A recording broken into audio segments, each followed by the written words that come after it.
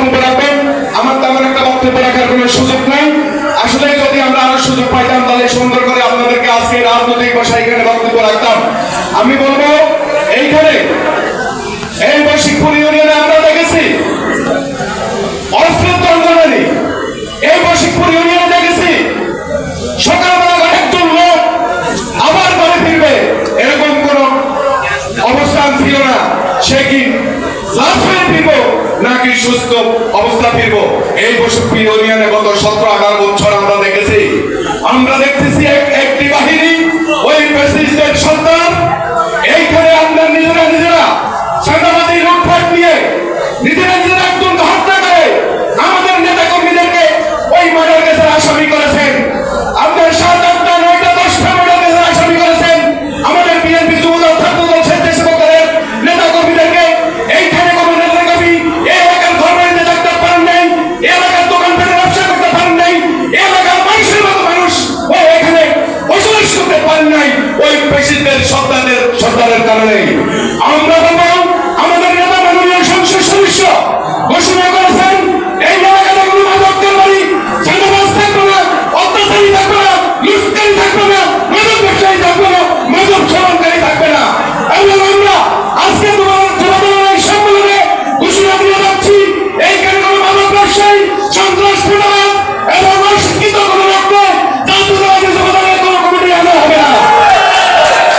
আমরা মামুন খালের নির্দেশে আমাদের মাননীয় সংসদ সদস্য ওনার সাথে পরামর্শ করে আমাদের জেলা যুবদলের সাথে পরামর্শ করে থানা যুবদলের সাথে পরামর্শ করে ইউনিয়ন বিএনপির সাথে পরামর্শ করে এবং থানা বিএনপির সাথে পরামর্শ করে আমাদের জাতীয়তাবাদী যুবদলের কমিটি ঘোষণা করা হবে। এবং সেই কমিটি আসবে জাতীয়তাবাদী ছাত্র দলের যারা শেষ করেছেন এবং যুবদলে আগত হবে। আমরা ছাত্র দলের থেকে সেই কমিটির অন্তর্ভুক্ত করবো। সকলকে আসসালামু আলাইকুম ওয়া রাহমাতুল্লাহি ওয়া বারাকাতুহু। আমার পূর্বে আমার ভাইয়েরা আমরা যে বক্তব্যগুলো বলবো সেটা আগেই বলে ফেলছে। নতুন একটা কথা যোগ দিবে, সেটা হলো আগামী যুবদল আজকে যেটা হবে স্মার্ট যুবদল। সংগ্রামী বন্ধুরা, আমাদেরকে যুবদলের কাজ বুঝে নিতে হবে। আজকের এই প্রোগ্রাম থেকে যুবদলের কাজ কি? মরহুম শহীদ প্রেসিডেন্ট জিয়াউর রহমান দেশের ক্রান্তি লগ্নে দেশের সার্বভৌমত্ব বিশৃঙ্খলা থেকে দেশকে ফিরানোর জন্য এই যুবদল গঠন করেছেন।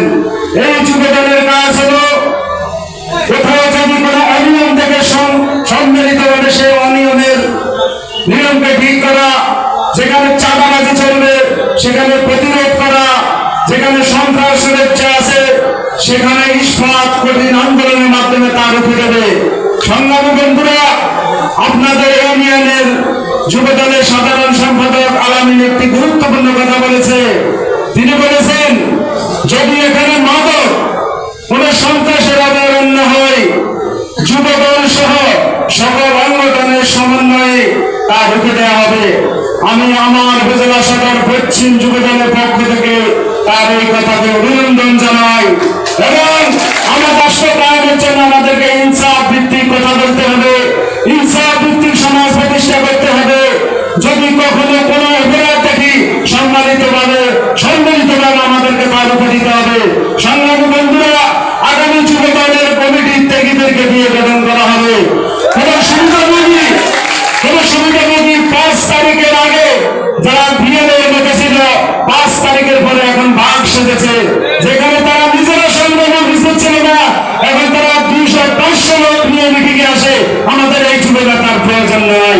আমাদের সেই আন্দোলন এবং সংগ্রামে বুলেটের আঘাতে রক্তবিক্ষত হয়ে যারা জেল জীবন কেটেছে, যে মা তার সন্তানের জন্য কেটেছে যুবদের, এবং আজকে যারা টাকার কথা বলে আমাদের অধিক টাকার প্রয়োজন নাই, আমাদের যাদের দলের জন্য প্রেম আছে শ্রম আছে এই সমস্ত লোকগুলো খুঁজে আমরা যুবদল গঠন করবো এই আশা এবং প্রত্যয় রেখে আমি আমার আলোচনা রাখছি। প্রিয় উপস্থিতি, আজকে বশিকপুর ইউনিয়নের প্রায় 13 বছর পরে আমার মনে হয় কর্মী সভা। আপনাদেরকে মনে রাখতে হবে আমাদের যুবদলের সাংগঠনিক নিয়ম অনুযায়ী প্রতি 2 বছর অন্তর অন্তর আসলে এই যুবদলের কর্মী সভা হওয়ার কথা, কিন্তু গত 17 বছর জনগণের বাক স্বাধীনতা ছিল না, জনগণের ভোটের অধিকার ছিল না, সর্বোপরি আমাদের সকলের স্বাধীনতাই ছিল না। আমরা সকলে একসাথে বসার মতো অবস্থা ছিল না। কারা এই 7 নং বশিরপুরকে সন্ত্রাসের অভয়ারণ্যে পরিণত করেছে আপনারা সকলেই জানেন। আজকে এই নির্বাচন দীর্ঘ আন্দোলন সংগ্রামের পর মরহুমা দেশনেত্রী বেগম খালেদা জিয়া সহ বাংলাদেশের হাজার হাজার লক্ষ কোটি মানুষের ত্যাগের বিনিময়ে অর্জিত স্বাধীনতা, জনগণের ভোটের মাধ্যমে বাংলাদেশ জাতীয়তাবাদী দল বিএনপি ক্ষমতা আসার পরে আমরা সকলে যে একসাথে হয়েছি, এজন্য আমরা সকলেই মন থেকে বলি আলহামদুলিল্লাহ। প্রিয় উপস্থিতি, আমি বশিরপুরকে কেন আলোচিত বলেছি সেটা নিশ্চয়ই বুঝতে পেরেছেন। আমি যুব দলের কর্মী হিসেবে এই প্রথম বশিরপুরে আসলাম, কিন্তু এর আগে বহুবার আমি জাতীয়তাবাদী ছাত্র দলের নেতৃত্বে ছিলাম। জাতীয়তাবাদী ছাত্র দলের অসংখ্য প্রোগ্রামে আমি এই বশিরপুরে আমি এসেছিলাম। সেটা আমাদের আজকের প্রধান অতিথি সহ বশিরপুরের সকল নেতৃবৃন্দ অবগত আছেন। প্রিয় উপস্থিতি, আমাদের অনেক বক্তা বক্তব্যের মধ্যে বলেছেন যে মাদক মুক্ত সমাজ, মাদক মুক্ত কমিটি চাই। এখন মাদকের কথা আমরা বক্তব্য বলি, কিন্তু যখনই পুলিশ করে লয়ে যায় দেখা যায় যে সর্বপ্রথম আমরাই সবার আগে সুপারিশ করি। তাহলে কথা শুধু বক্তব্য বললে হবে না, আপনার কাজও প্রমাণ করতে হবে। তাহলেই মাদক মুক্ত সমাজ এবং মাদক মুক্ত কমিটি আপনারা পাবে। কথায় আছে আপ ভালো তো জগৎ ভালো, আগে নিজে ভালো হয়ে যাও, তারপরে সমাজকে আমরা ভালো করব। প্রিয় উপস্থিতি, আজকের কর্মী সভার মাধ্যমে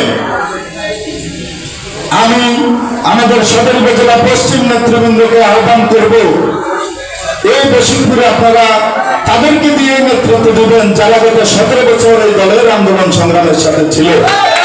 যারা অতীতে ছিল তারা ভবিষ্যতে থাকবে, ঠিক কিনা? যারা অতীতে ছিল